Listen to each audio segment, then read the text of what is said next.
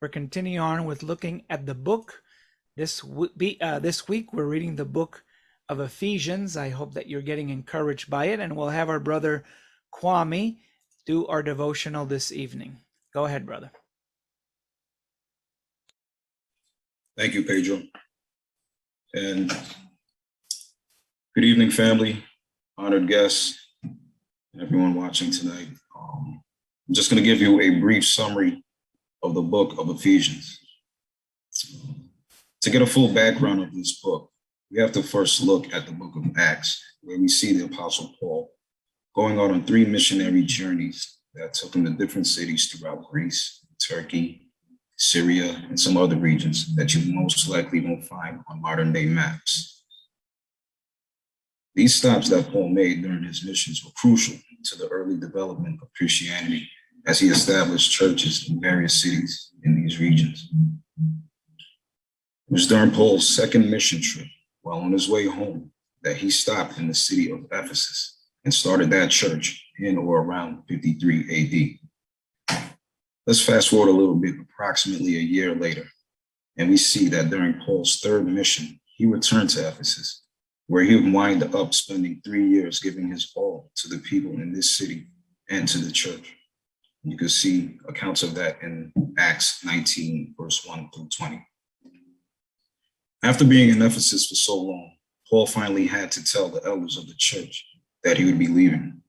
He urged them not to worry, because he planned to send a very capable individual named Timothy to Ephesus to make sure that the church was going in the right direction and that certain people did not teach false doctrines. And there's accounts of that in 1 Timothy as well, chapter 1, verse 3. Sometime after this, Paul, while he was in Rome, was subjected to house arrest by the authorities for preaching the gospel. It was during this time Paul wrote 4 letters, one to Philemon, another to the Philippians, another to the Colossians, and another, you guessed it, to the Ephesians. Now I'm going to talk about the purpose of the letter to the Ephesians and describe the main message Paul was trying to send. If you look closely at this book, you will see that it is kind of separated into 2 parts.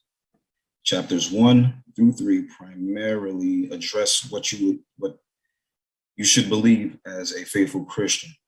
And chapter 4 through 6 focuses on how you should behave based on those beliefs. Now, in the first half of Ephesians, Paul is really trying to emphasize to the church how truly blessed they are to be granted salvation by God.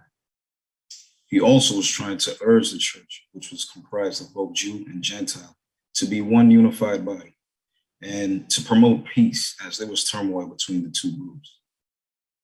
By the end of the 3rd chapter, Paul prays for the Ephesian church that Christ will dwell in their hearts through faith and that they understand how truly awesome Christ's love for them is.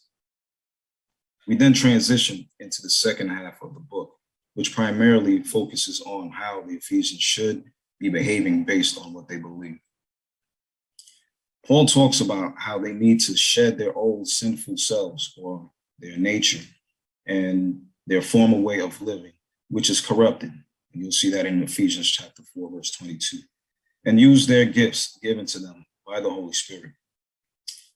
By chapter 5, he starts to break down how their beliefs should impact their family dynamics as it relates to the roles of husbands and wives.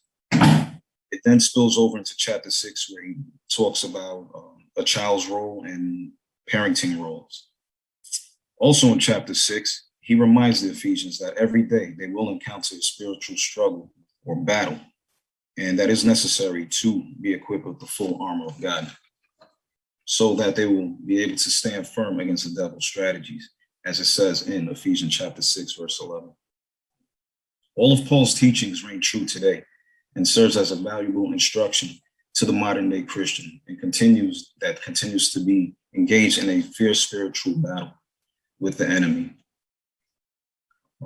That pretty much sums up the meat and potatoes of what you're going to get out of the book of Ephesians. It's truly a very powerful letter that Paul wrote. Again, it is very